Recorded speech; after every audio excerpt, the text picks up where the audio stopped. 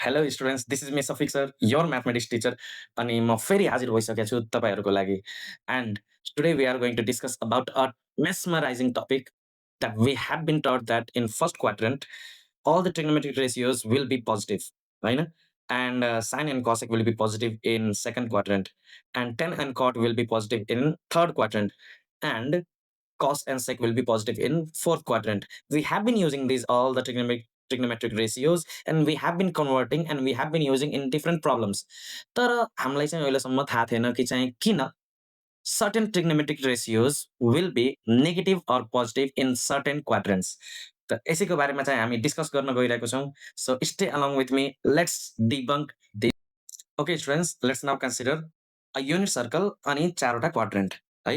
अनि चारवटा क्वाड्रेन्टमा चाहिँ यो फर्स्ट क्वाड्रेन्ट, अनि यो चाहिँ सेकेन्ड क्वाड्रेन्ट, यो चाहिँ थर्ड क्वाड्रेन्ट हैन, अनि in the same way this is fourth quadrant. अब मैले भने युनिट सर्कल, अब युनिट सर्कलले पनि रेडियस कति हुन जान्छ, r इक्वल टु 1 युनिट हुन जान्छ. अब यसलाई चाहिँ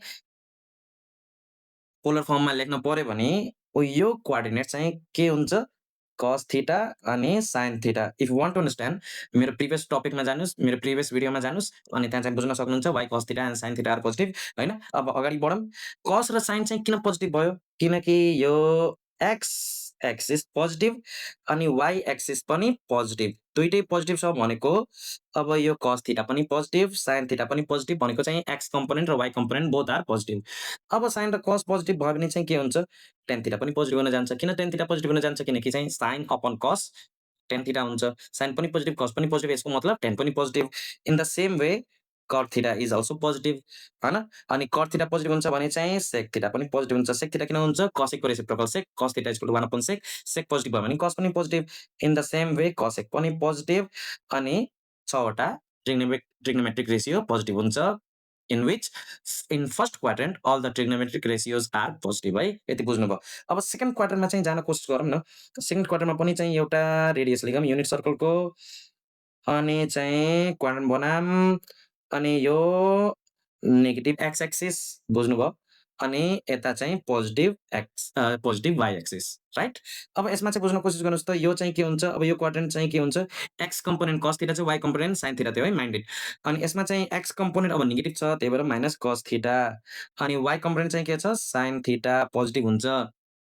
अब cos थीटा चाहिँ नेगेटिभ छ भनेको, cos थीटा नेगेटिभ छ भनेको चाहिँ यो क्वाड्रेन्टमा कुन नेगेटिभ हुने भयो, cos सँग रिलेटेड चाहिँ के छ, tan थीटा पनि नेगेटिभ हुने भयो, cot पनि नेगेटिभ हुने भयो, cos को रेसिप्रोकल के हुन्छ, sec पनि नेगेटिभ हुने भयो हैन. sec चाहिँ नेगेटिभ भयो भने अब चाहिँ कुन बाँकी रह्यो, अब तपाईहरुले भन्नुस् है. अब यसमा चाहिँ कुन नेगेटिभ हुने भयो या नेगेटिभ बाँकी नै छैन, अब कुन चाहिँ पोजिटिभ हुन्छ, ध्यान लाएर चाहिँ भन्नु होला. sin को मैले हिन्ट दिएँ, sin को रेसिप्रोकल चाहिँ पोजिटिभ हुन्छ. Okay, let's get to third quadrant. Third क्वाड्रेन्टमा पनि चाहिँ यस्तै युनिट सर्कलको रेडियस लिए भने, थीटा लिए भने, अब यो क्वाड्रेन्ट चाहिँ के हुन्छ, अब यसमा पनि चाहिँ यसमा नेगेटिभ एक्स कम्पोनेन्ट छ अनि नेगेटिभ वाइ कम्पोनेन्ट छ, दुईटै नेगेटिभ छ भनेको चाहिँ एक्स कम्पोनेन्ट cos थीटा थियो भनेको चाहिँ माइनस cos थीटा भयो, अनि वाइ कम्पोनेन्ट पनि चाहिँ नेगेटिभमा छ भनेको माइनस sin थीटा भयो. यसको मतलब cos को रेसिप्रोकल sec चाहिँ नेगेटिभ हुने भयो, अनि sin को रेसिप्रोकल cosec नेगेटिभ हुने भयो. इज द क्लियर, यो दुईटा चाहिँ नेगेटिभ हुने भयो.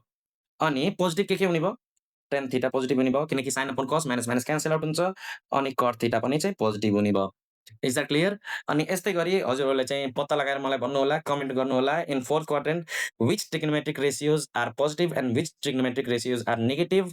म चाहिँ कमेन्टमा हेर्न चाहन्छु तपाईहरुले चाहिँ मेरो भिडियो मार्फत कति बुझ्न सक्नुभयो हैन.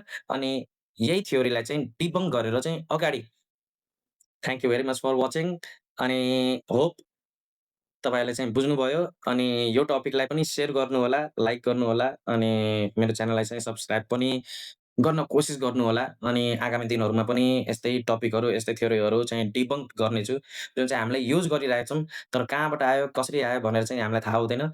सो आगामी दिनहरुमा, in upcoming days, I will be making some interesting videos on mathematics. Thanks for watching.